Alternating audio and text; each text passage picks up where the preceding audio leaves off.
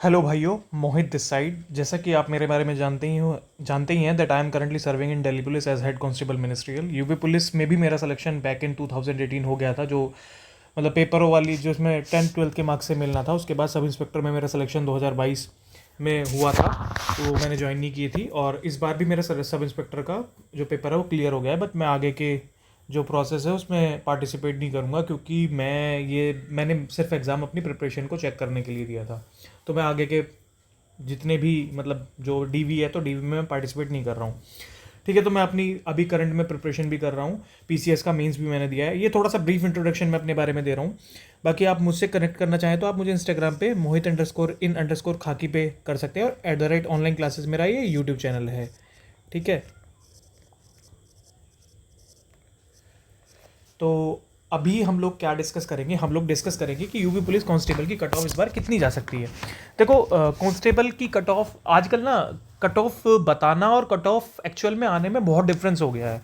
क्योंकि डेटा यार कहीं ना कहीं मतलब इतना डेटा मिल नहीं पा रहा है, प्लस कुछ अनफेयर मीन्स भी ऐसे आ गए हैं जिनको हम लोग शायद टैकल नहीं कर पा रहे हैं, इसलिए कट ऑफ अनएक्सपेक्टेडली हाई जा रही है। प्लस दूसरी साइड अगर हम कंपेयर करें तो यार आजकल ना मतलब जो कंपटीशन है वो भी कंपैरेटिवली आपका बढ़ा ही है। मतलब ये बिल्कुल हायर साइड है अब। ठीक है, तो इन सारे फैक्टर्स को अगर हम देखें तो यार कट ऑफ बहुत अनएक्सपेक्टेडली हाई जा रही है हर ही एग्ज़ाम में। और ये मैं जानता हूँ कि जो ये यूपी पुलिस कांस्टेबल का एग्ज़ाम हुआ है ना, इसमें भी कुछ ना कुछ सेम ही पैटर्न होगा। मतलब मेरे हिसाब से तो कुछ ना कुछ सेम ही पैटर्न होगा कट ऑफ का। जितनी अभी तक जा रही थी ये एसआई वाली, आपने देखी हो 370 के करीब एसआई की कट ऑफ गई है। तो चलो इस वीडियो को लंबी ना करके, अब मैं मानता हूँ इनमें से कुछ कुछ लोग आप में से शायद इस चीज़ से वो है कि मैं आप लोगों को ठीक ना लगे, क्योंकि सभी को अपनी शिफ्ट हार्ड लगती है। दूसरे की शिफ्ट हमेशा इजी लगती है और अपनी शिफ्ट हमेशा हार्ड लगती है। बट यार वो ये पता नहीं होता जब तक हम उस शिफ्ट में एग्ज़ाम ना दें, क्योंकि एग्ज़ाम का जो प्रेशर होता है, एग्ज़ाम हॉल के अंदर जब आप बैठे रहते हैं तो उसका जो प्रेशर होता है ना, उस प्रेशर को आप मतलब काउंट किसी भी नॉर्मलाइजेशन से या किसी भी चीज़ से मेज़र नहीं कर सकते। तो इसलिए किसी भी शिफ्ट को हार्ड या इजी हम सिर्फ कुछ फैक्टर्स पे कह सकते हैं कि किस शिफ्ट में बच्चों ने कैसा परफॉर्म किया है। तो उसके अकॉर्डिंग ही मतलब मैंने थोड़े कमेंट्स आपके कमेंट सेक्शन चेक किए, और जो भी आप पोल्स क्रिएट किए गए थे अदर चैनल्स के द्वारा, मैंने उनको थोड़ा सा एनालाइज किया। उसके बाद मैंने ये कट ऑफ प्रिपेयर की है। तो अगर आपको ये मतलब अगर ऐसा लगे कि आपकी शिफ्ट हार्ड थी बट आप मैंने ईजी बता दी, तो इसको माइंड मत करना, आप उसी हिसाब से अपनी प्रिपरेशन कंटिन्यू कर लेना। देखिए, जो वैकेंसी थी वो 32,000 के करीब है वैकेंसी। पिछली बार यही वैकेंसी 60K प्लस थी, तो कट ऑफ पिछली बार से कंपेयर करने का कोई मुझे औचित्य नहीं दिखता है। पिछली बार नेगेटिव मार्किंग भी थी, इस बार नेगेटिव मार्किंग भी नहीं थी।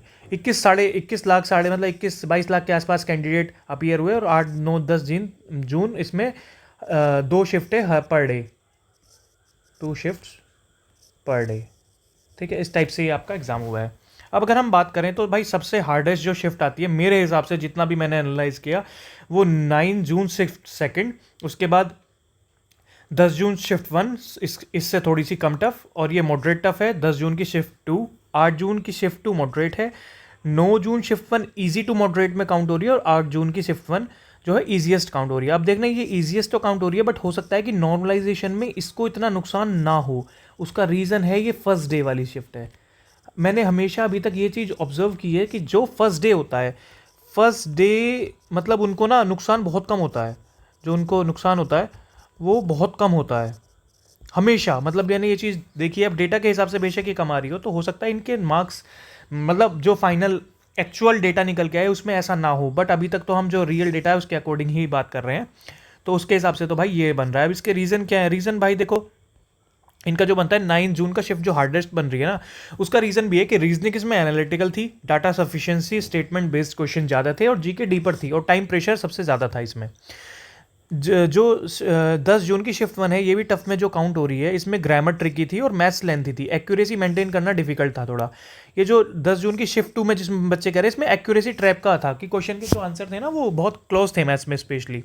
इस पे इजी दिख सकता है, बट जब इसको परफॉर्म करोगे तो ये टफेस्ट मतलब टफर साइड में जा रहा है। 8 जून शिफ्ट टू मॉडरेट में है, बैलेंस पेपर, किसी एक सेक्शन ने डोमिनेट इसमें नहीं किया। 9 June shift one easy to moderate में काउंट हो रहा है, स्टैंडर्ड पैटर्न था, मैनेजेबल जीके और डायरेक्ट हिंदी थी। 8 जून शिफ्ट वन ईजीएस्ट थी, डायरेक्ट सब कुछ डायरेक्ट था। बट वही है बात, ये सब कुछ डायरेक्ट जब तक हम पेपर में नहीं बैठते तब तक कुछ कह नहीं सकते इस बारे में। ठीक है, तो ये इस तरीके से भाई ये जो मेरा एनालिसिस है मैंने इसमें बता दिया आपको। बाकी इसमें देखो जो जीके वाइज अगर हम देखें तो 9 जून की शिफ्ट 2, हिंदी सबसे ज़्यादा 10 जून की शिफ्ट 1 की टफ थी। आप कमेंट भी कर सकते हैं कि जो ये डेटा है आपको ये कितना रिलायबल लग रहा है। रीजनिंग 9 जून की शिफ्ट 2 का और मैथ्स 10 जून की शिफ्ट 2, मतलब ये 9 और 10 के ही डेटा चल रहे हैं हार्डेस्ट में।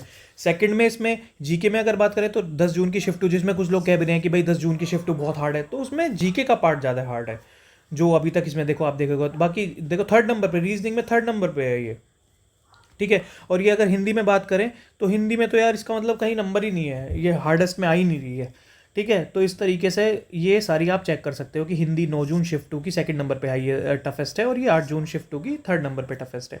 रिटेंशन मतलब कि किसी पेपर में रिटेंशन स्कोर होता है कि किसी पेपर में आप कोई भी पेपर जो है उसमें जो क्वेश्चंस पूछे गए हैं उनको रिटेन करना कितना ईजी होता है, मतलब ऐसे क्वेश्चंस जो इजीली रिकॉल कर सकता है और जो इजीली बच्चा रिकॉल नहीं कर सकता। तो उस हिसाब से भी अगर हम देखा जाए तो 9 जून की शिफ्ट 2 में 5.5 रिटेंशन स्कोर बन के आ रहा है। इसका मतलब ये है कि ये शिफ्ट को सबसे टफेस्ट काउंट करना पड़ेगा।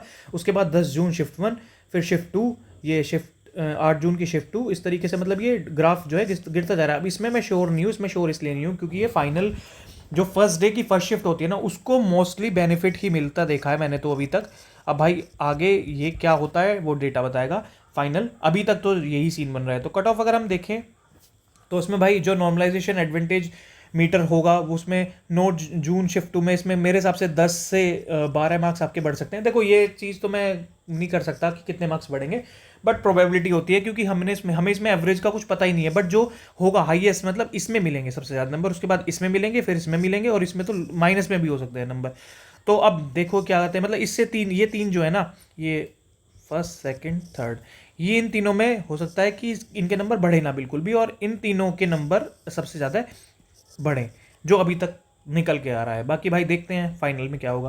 बाकी कट ऑफ तो यार कंपैरेटिवली हाई ही जानी है, जो एक्सपेक्टेड लग रही है वो जनरल की 240 प्लस माइनस 5, ये रो नहीं है, ये नॉर्मलाइज्ड मार्क्स है, ठीक है, नॉर्मलाइज्ड है। अब इसमें जो 9 जून की शिफ्ट 1 है जो सबसे टफेस्ट है ना, 9 जून की शिफ्ट 2 सॉरी, इसमें इनके शायद ये लोग 230 के आसपास भी क्वालिफाई कर जाएं। अगर 245 कट ऑफ जाती है तो ये 230 के आसपास क्वालिफाई कर जाएंगे, ठीक है। तो अगर आपका स्कोर मतलब ये है कि 115 से 120 के बीच में आ रहा है तो आप बिल्कुल फिजिकल के लिए करें। 9 जून की शिफ्ट 1 वाले, ईजी शिफ्ट वाले हो सकता है 8 जून की शिफ्ट 1 वाले उनको इसमें सिलेक्शन उनका ना हो। बाकी फाइनल कट ऑफ जो है इससे भी हाइयर साइड भी जाएगी।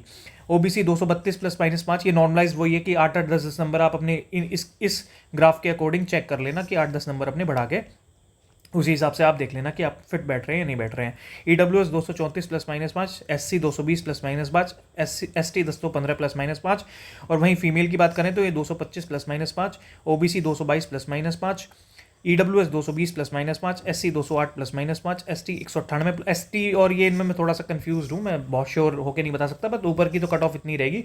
और फाइनल में कम से कम 15 का आप मतलब इससे ज़्यादा 15 नंबर कट ऑफ बढ़ सकती है। तो हो सकता है ये कट ऑफ जो फाइनल जाए ना 260 पे चली जाए यूआर की। बाकी वो तो हम बाद में देखेंगे, अभी के लिए हम इतना ही देखते हैं कि अभी फिलहाल कितनी कट ऑफ जाएगी, वो 240 के आसपास जाएगी। 245 ये नॉर्मलाइज्ड है, रो आपका इसमें जो टफ है वो 230 मान के चलो, और जो इजी वाले हैं वो 250 तक मान के चलो। अगर माइनस होते हैं मार्क्स, अगर माइनस नहीं होते हैं तो फिर वो ये 240 के आसपास तक मान के चल सकते हैं, ठीक है।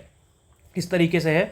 बाकी आप लोग अपना कमेंट कीजिए कि आपको जो ये मतलब ये इस तरीके से रिटेंशन स्कोर है, आपको क्या लग रहा है कि ये शिफ्ट वाइज ठीक है या नहीं। अगर आपको ठीक नहीं लग रहा है तो आप कमेंट करो, फिर उसके बाद मैं रीएनालाइज पे एग्जाम को करूँगा और फिर हम अपलोड करके मतलब एक वीडियो अपलोड करेंगे। तो आप लोगों को अपना स्कोर भी बताइए शिफ्ट वाइज। बाकी गुड लक, आपका सिलेक्शन हो, और आगे के लिए आप चैनल से जुड़ सकते हैं। बाकी आगे के आप देखो, अब जो आपका हो गया है, which has gone, now you need to focus on your upcoming exams। आगे 27 में इलेक्शन है, so you need to focus on your upcoming exams, because अभी रिसेंट में क्या है, कंटिन्यूसली एग्जाम होंगे, तो इसलिए अपना प्रिपरेशन कंटिन्यू करो। क्योंकि मैंने लाइब्रेरी में देखा है कि भाई प्रेप अपनी कंटिन्यू करो, लाइब्रेरी में बच्चे नहीं हैं अब। इसका मतलब ये है कि बच्चे अपने किताबें बंद करके बैठ गए हैं, तो इसलिए वो वाली गलती आपको नहीं करना है। अपना जाओ, अपना पढ़ाई स्टार्ट कंटिन्यू रखो। Good luck.